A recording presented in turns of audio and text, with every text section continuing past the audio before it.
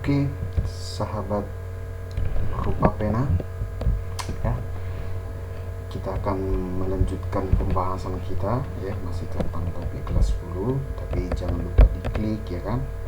Setelah diklik, ditonton, di like, di komen. Setelah di komen, jangan lupa di subscribe. Oke, teman-teman, sobat rupa pena, ya, para penalar, kita akan coba membahas hukum kekekalan momentum linear. Hukum kekekalan momentum linear. Kalau kita waktu belajar usaha energi, di situ ada kata kekekalan energi. Artinya berarti kalau ini kekekalan momentum linear, maka kita cek dulu pengertiannya apa ini. Gitu ya. Dalam peristiwa tumbukan, momentum total sistem sesaat sebelum atau tepat akan bertumbukan sama dengan momentum total sistem sesaat sesudah bertumbukan, asalkan tidak ada gaya luar yang bekerja pada sistem. Coba kita nalar. Katanya tumbukan, ya, itu momentum totalnya, ya kan, sebelum dan sesudah itu sama, asal tidak ada gaya luar yang bekerja pada sistem. Kira-kira begini ya. Rumusan momentum itu kan, coba kita cari dulu pointer ya kan, pointer. Oke, biar nampak ya. Jadi coba kita ingat rumusan momentum ini kan, MV ya, massa dikali kecepatan. Terus bagaimana kita menalarnya? Coba kita menalar, ya. Bagaimana kita menalar konsep ini? Kira-kira begini ya. Misalkan benda A bergerak dengan kecepatan VA, benda B bergerak dengan kecepatan VB, bergerak saling mendekati sehingga terjadi tumbukan. Sehingga terjadi, berarti bergerak saling mendekati, saling berlawanan arah, itu kan. Dan VA aksen dan VB aksen adalah kecepatan masing-masing setelah tumbukan. Artinya kecepatan si A setelah tumbukan itu adalah VA aksen, kecepatan si B setelah tumbukan VB aksen, kan? Oke. Jadi momentum sistem sebelum tumbukan itu gimana? Ya tinggal kita tulis saja. Seperti ini dia. Berarti dia MAVA tambah MBVB. Ini sebelum si A dan si B bertumbukan. Setelah bertumbukan berarti pakai aksen. Kok M-nya enggak? M di sini yang berubah kecepatan, masa kita anggap sama. Oke. Jadi kalau tanda-tandanya nanti sesudah dan sebelum itu apa? Kalau sesudah itu berarti ada tanda aksen. Kalau sebelum enggak ada tanda aksen, jelas ya? Oke. Terus dari mana kita tahu bahwa P aksen itu sama dengan P? Lihat. Pada saat tumbukan terjadi, gaya kontak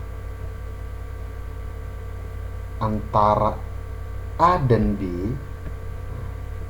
saya ulangi, pada saat tumbukan terjadi, gaya kontak antara A dan B itu ada. Jadi kalau A itu mengerjakan gaya terhadap B, B juga begitu, aksi reaksi, itu kan?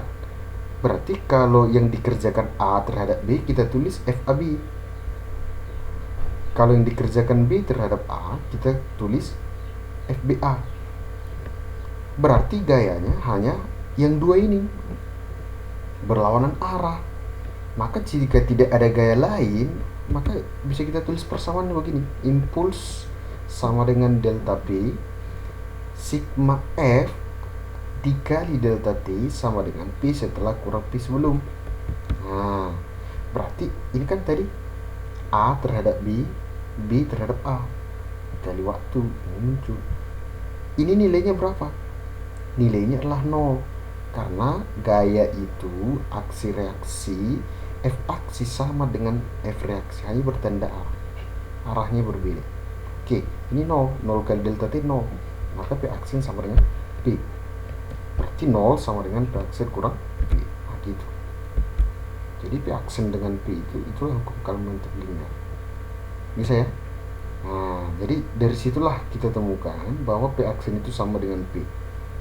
Itu ada syaratnya. Kenapa P aksen sama dengan P? Kalau tidak ada gaya yang bekerja di luar daripada gaya yang dikerjakan kedua benda itu.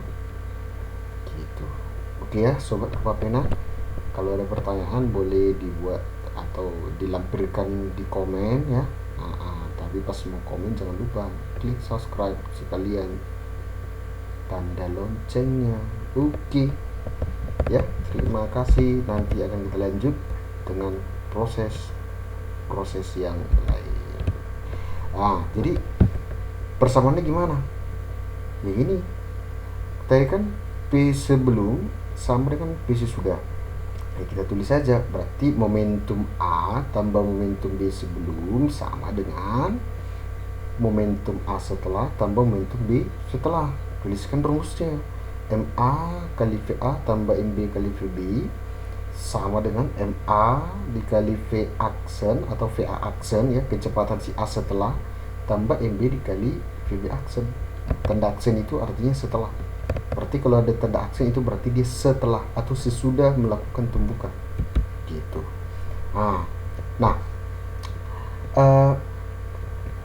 Perumusan yang kita bahas yang tadi ya, ini harus kita ingat karena ini sangat penting ya.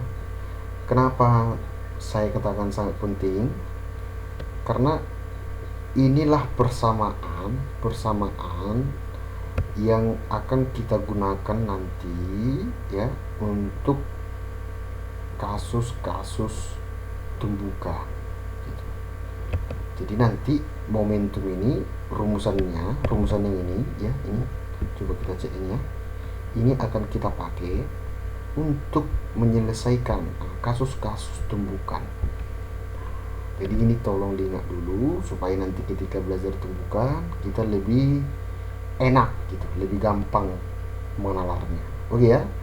Oke, next kita akan bahas tumbukan. Sobat penalar, tingkatkan nalarmu supaya kita bisa bernalar. Oke, thank you.